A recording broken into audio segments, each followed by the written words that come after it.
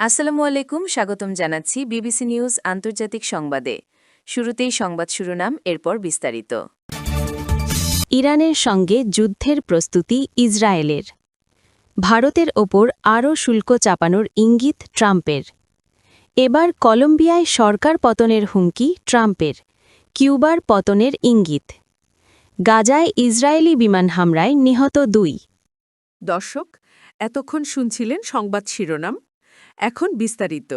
আপনি যদি ইসরায়েলের ধ্বংস চান এবং মুসলিমদের পাশে থাকেন, তাহলে ভিডিওতে লাইক করে চ্যানেলটি অবশ্যই সাবস্ক্রাইব করে দিবেন এবং আপনার মূল্যবান মতামত অবশ্যই কমেন্টে লিখে জানিয়ে দিবেন। এখন বিস্তারিত। ইরানের সঙ্গে যুদ্ধের প্রস্তুতি ইসরায়েলের। ইসরায়েলি টেলিভিশন চ্যানেল 12 এর তথ্য মতে ইসরায়েল ডিফেন্স ফোর্সেসকে আইডিএফকে ইরান, লেবানন এবং পশ্চিম তীরের বিরুদ্ধে সম্ভাব্য একযোগে যুদ্ধের প্রস্তুতি নিতে নির্দেশ দেওয়া হয়েছে। সম্ভাব্য এক চিত্রনাট্যে তেহরানে একটি বিস্ফোরক অভিযানের কথাও রয়েছে, যে দেশটি বর্তমানে জীবনযাত্রার ব্যয় বৃদ্ধি বিরোধী ইসরায়েল সমর্থিত বিক্ষোভের মুখে পড়েছে। সম্প্রচারকটি বুধবার জানায়, এই প্রস্তুতি 4 বছরের একটি দীর্ঘমেয়াদী পরিকল্পনার অংশ, যা নেতৃত্ব দিচ্ছেন আইডিএফ প্রধান আইয়াল জামির। যুদ্ধ প্রস্তুতির পাশাপাশি পরিকল্পনায় স্যাটেলাইট এবং স্থল লক্ষ্যবস্তু উভয়েই মহাকাশ থেকে আঘাত হানার সক্ষমতা গড়ে তোলার বিষয়টিও অন্তর্ভুক্ত রয়েছে বলে জানা গেছে। চ্যানেল 12 বলেছে, পশ্চিম জেরুজালেমের কর্তকর্তারা আশা করছেন বিক্ষোভের চাপে সরকারের ভেঙে পড়া ঠেকাতে ইরান ইসরায়েলের ওপর হামলা চালাতে পারে। খবরে আরও বলা হয়, ইসরায়েল ইরানে চলমান ব্যাপক অস্থিরতা নিয়ে আনুষ্ঠানিক মন্তব্য করা থেকে বিরত রয়েছে, সম্ভাব্য সামরিক প্রতিক্রিয়ার আশঙ্কায়। তবে ইসরায়েলের গোয়েন্দা সংস্থা মোসাদ সামাজিক মাধ্যমে খোলাখুলিভাবে বিক্ষোভকারীদের সমর্থন জানিয়েছে এবং দাবি করেছে যে তাদের এজেন্টরা বিক্ষোভে অংশ নিচ্ছে। ভারতের ওপর আরও শুল্ক চাপানোর ইঙ্গিত ট্রাম্পের। ভারতের ওপর আরও বেশি শুল্ক চাপানোর ইঙ্গিত দিয়েছেন মার্কিন প্রেসিডেন্ট ডোনাল্ড ট্রাম্প। তার দাবি, প্রতিশ্রুতি দেওয়া সত্ত্বেও রাশিয়া থেকে তেল আমদানি অব্যাহত রেখেছে নয়াদিল্লি। বিষয়টি নিয়ে তিনি যে ক্ষুব্ধ, তাও স্পষ্ট করে দিয়েছেন ট্রাম্প। প্রধানমন্ত্রী নরেন্দ্র মোদিও তার ক্ষোভের কারণ জানতেন বলে দাবি করেছেন ট্রাম্প। রবিবার প্রেসিডেন্টের বিমান এয়ারফোর্স ওয়ানে ট্রাম্প সাংবাদিকদের বলেন, ভারত রাশিয়ার সঙ্গে বাণিজ্য করছে, আমরা ওদের উপর খুব তাড়াতাড়ি আরও বেশি শুল্ক চাপাতে পারি। এ সময় তিনি বলেন, প্রধানমন্ত্রী মোদি একজন ভালো মানুষ, উনি দারুণ মানুষ, কিন্তু উনিও জানতেন আমি খুশি নই, আমাকে খুশি রাখা জরুরি ছিল। ট্রাম্প অখুশি থাকার কারণ সবিস্তার ব্যাখ্যা না করলেও মনে করা হচ্ছে রাশিয়া থেকে ভারতের তেল আমদানি অব্যাহত রাখার সিদ্ধান্ত সুনজরে দেখছেন না মার্কিন প্রেসিডেন্ট।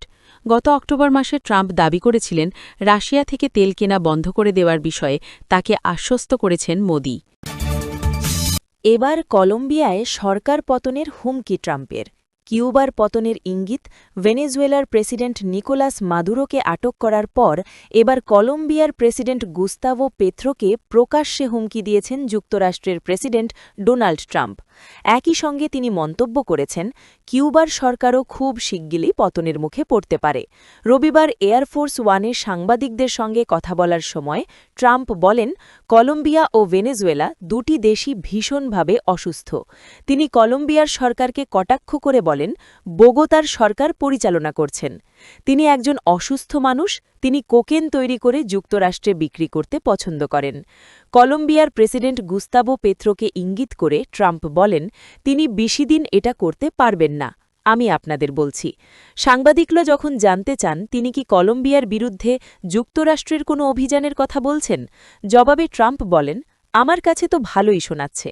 ট্রাম্পের এসব মন্তব্যের তীব্র প্রতিবাদ জানান কলম্বিয়ার প্রেসিডেন্ট গুস্তাভো পেত্রো।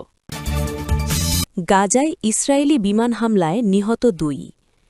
গাজার দক্ষিণের খান ইউনিসে সোমবার ইসরায়েলি বিমান হামলায় অন্তত 2 ফিলিস্তিনি নিহত এবং শিশুসহ আরও 4 জন আহত হয়েছে।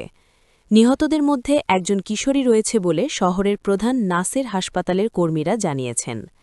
ইসরায়েলি সেনাবাহিনী বলেছে, হামাস নিয়ন্ত্রিত ওই এলাকায় চালানো এই হামলার লক্ষ্য ছিল হামাসের এক যোদ্ধা, যে দক্ষিণ গাজায় ইসরায়েলি সেনাদের ওপর হামলার পরিকল্পনা করছিল।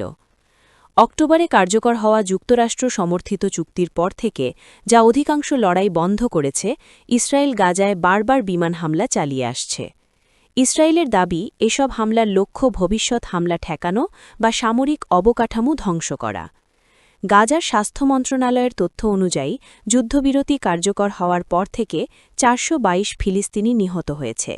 একই সময়ে গাজার যোদ্ধারা ৩ জন ইসরায়েলি সেনাকে হত্যা করেছে।